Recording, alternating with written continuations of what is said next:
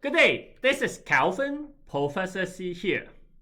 So in case this is the first time you watch my channel is teaching new mortgage agent how to make more money faster. Obviously, I will also talk about some topics that are interested by your client, like the prospective home buyers. And that's what we are going to talk about today. Because today there is a huge news coming up, and it's all over the internet, the social media, and all that already.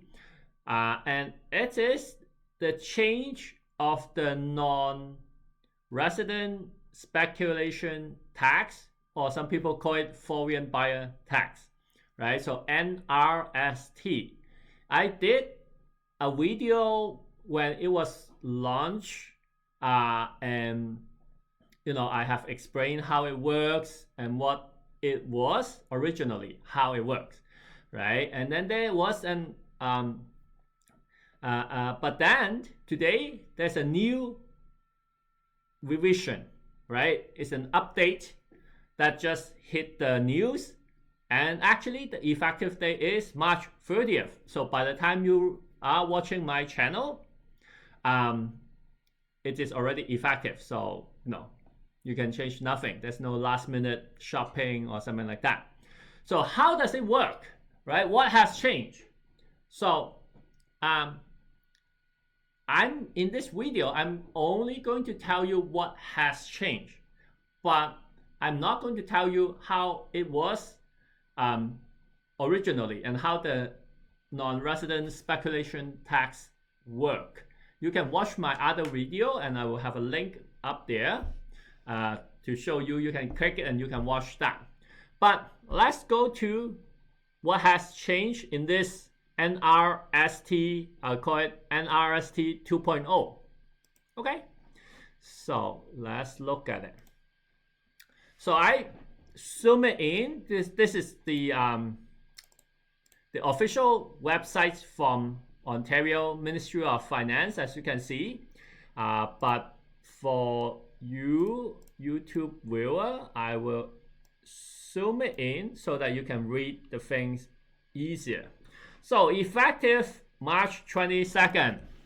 That's, by the time you watch this video, that's already there. The NRST, first of the tax, has increased to 20%. So before, if you buy a property in GTA area, for example, Greater Toronto area, and you have not been not a citizen and all that, generally speaking, you need to, like, you're not an immigrant or citizen of Canada, generally speaking, you need to pay an additional 15% on top of the purchase price, right? So and on top of everything, so you pay an additional 15%. So if you buy a $1 million home, you need to put down another $150,000 tax. There might be ways to get rebate, and again, that's from the other video I have, what kind of people you get rebate and all that. But now that, first of all, the first change is the amount increased to from 15% to 20%. So that's number one you have to remember. So for those of you who have, let's say, just enough down payment to buy a house before, now you might not have enough down payment and money to pay the tax, down payment, everything, right? So that's from 15 here to 20. That's the first change. Now, there is some transitional provision and all that stuff. I'm not going to get into it. I don't think it's very useful. Basically, if you buy a house before March 30th, then you can follow the old rules after you follow the new rules. So I'm not going to go into it, because by the time you watch my video, everybody will be under the new rules anyway. So again, these are the definition and all that. It has not changed. So anyone who is not immigrant or citizen, and they have another one that is exempted, which is the refugee, then you don't have to pay. I also want to, as a side note, I also want to, congratulate the Ministry of Finance. The wording on this compared to the NRST 1.0, the wording is much more, much better worded. Because before, when you read it, it's very confusing how to get a rebate and all that. Now it is much better. So I guess they learn from it, and people complain about their wording and all that stuff. Now this one is better. So the second thing is the exemption has not changed, right? But what has changed hugely is the rebate. So let me go to that section, which is here, right? The rebate of the NRST. So before, on the NRST 1.0, there are 3 types of people who can get a rebate. So when I say rebate, you actually still have to pay the 15% first. Then if you fall into that couple of category and follow their rules, then you can get it back, right? So there are 3 types of category before in the NRST 1.0 who can get a rebate. First type is that's the new immigrant. So if you become a permanent resident of Canada within 4 years from the date of purchase or acquisition, basically the closing date, in a simple terms, then you can. Obviously, you have to occupy it. You have to move into that house because this is only for principal residents only. So you have to move in and all that. Then this has not changed, right? So NRST 1.0 and NRST 2.0, you can still get back the tax if you follow these rules. This is like what I call the new immigrant rules, right? Rules 1. But for rules 2, and by the way, you have to apply to get the rebate within 90 days of become permanent resident. So that's important to remember too. But that's on a side note. However, before, there are 2 more ways to get back the money, right? Other than the new other than the new immigrant rules. There's the second option. You can get back the NRST rebate on the NRST 1.0 is the international student. So before, what happened is if you buy this house and you are going to live in that house as your principal residence and is enrolled in this let's say college, university and all that stuff, right? The approved institution, U of T, college and all that, for at least 2 continuous years, right? And then you move in within 60 days and all that stuff, then you can, after the 2 years, you can also get it back. Not anymore.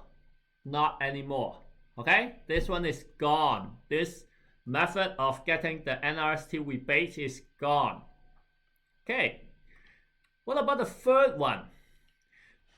NRST 1.0, you have another way. The last way to get it back is foreign national worker, right? So I basically call it work permit.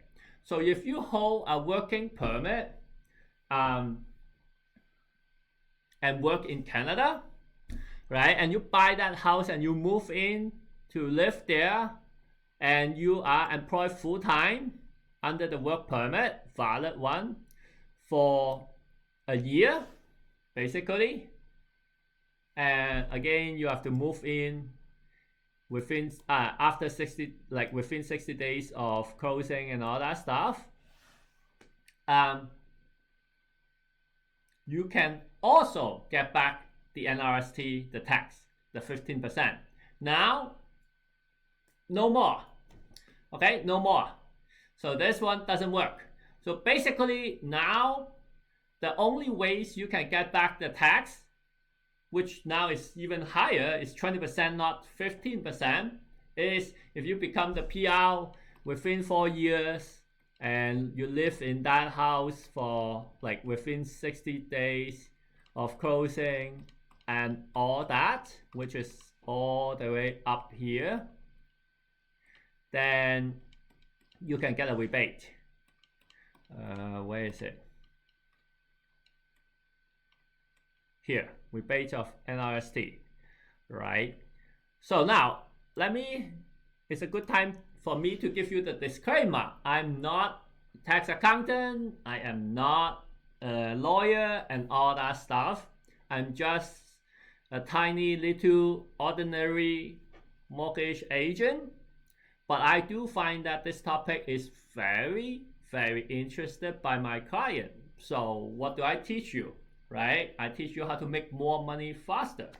So if your client knows about this and you do not know, do you think they will trust you with their mortgage?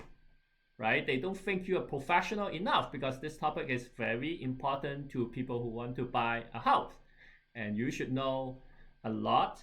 Well, at least you should know more than them in terms of this type of topic. That's why I talk on this video about this. But by no means that I claim I'm expert on that, and you should not. So you should tell your client to something that you know. You should provide them with the website, this website, official one, and you can ask them to also consult with expert in the tax and the stuff, right?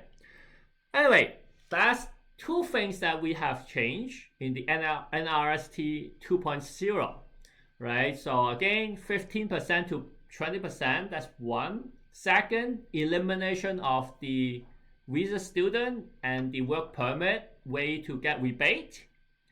What about the third thing that changed? There is also another thing that changed.